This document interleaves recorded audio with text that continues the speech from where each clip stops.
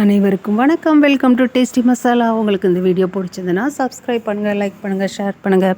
உங்களுக்கு எங்களோட homemade masala products என்ன டீட்டெயில் டிஸ்கிரிப்ஷன் பாக்ஸில் கொடுக்குறேன், கான்டாக்ட் பண்ணுங்கள்.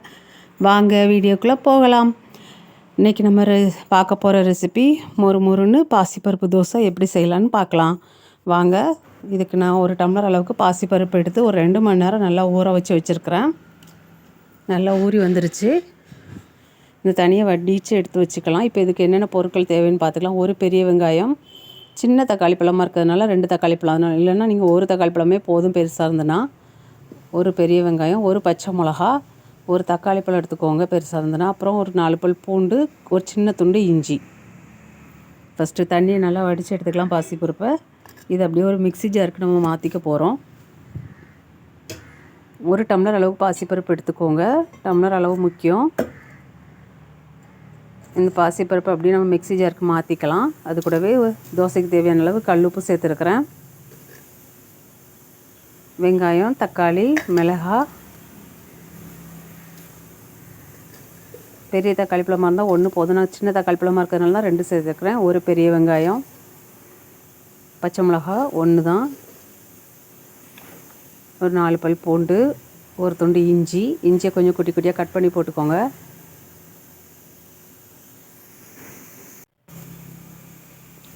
நம்ம ஊற வச்சோம்ல பாசிப்பருப்பு, அந்த தண்ணி அதில் சேர்த்து நைஸாக பேஸ்ட் மாதிரி அரைச்சி எடுத்துக்கலாம். நல்லா இந்த அளவுக்கு நல்லா பேஸ்ட்டாட்டம் அரைச்சி எடுத்துக்கோங்க. இதை ஒரு பாத்திரத்துக்கு மாற்றிக்கோங்க.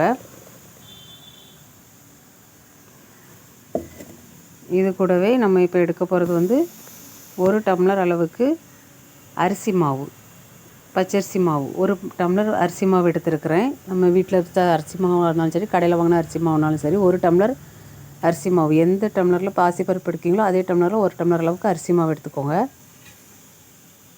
இதையும் சேர்த்து நல்லா கலக்கி விட்டுக்கலாம். கட்டிப்படும், கொஞ்சம் கட்டியாகும். அதனால் தேவையான அளவுக்கு தண்ணி சேர்த்து நல்லா தோசை மாவு பதத்துக்கு நல்லா கரைச்சி எடுத்துக்கோங்க. இந்த மாதிரி அரிசி மாவு சேர்த்து செய்கிறதுனால தோசை நல்லா மொறுன்னு வரும்.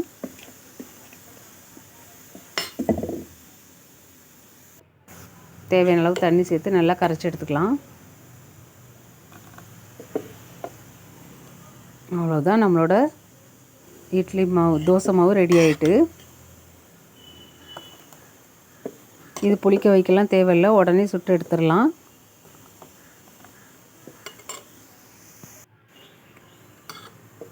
இப்போ நம்ம தோசைக்கல் நல்லா சூடாகட்டும். நான் உங்களுக்கு தோசை ஊற்றி காமிக்கிறேன்.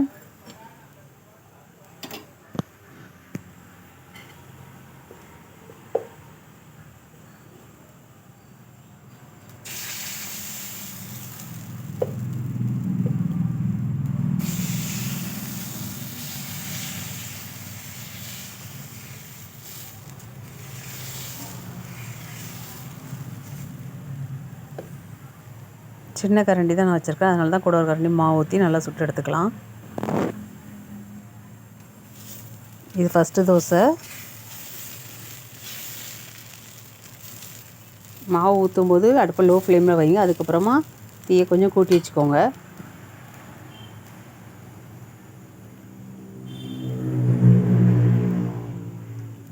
அப்படி மேலே கொஞ்சமாக எண்ணெய் விட்டுக்கலாம்.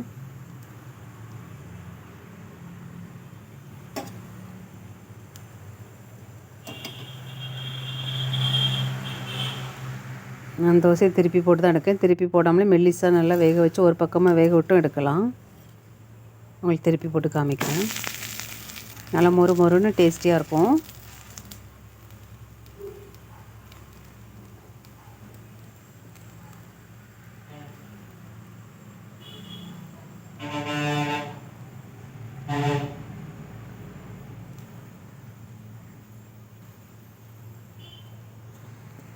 கண்டிப்பாக ட்ரை பண்ணி பாருங்கள். நம்மளோட டேஸ்டியான தோசை ரெடி ஆகிட்டு.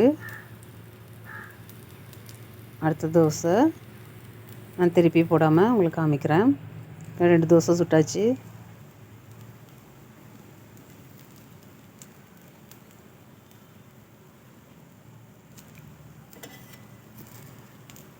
பார்த்தாலே தெரியும், நல்லா மொறுன்னு வந்திருக்கு.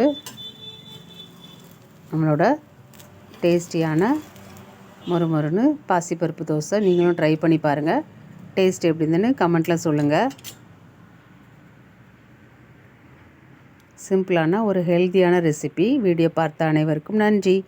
தேங்க்யூ.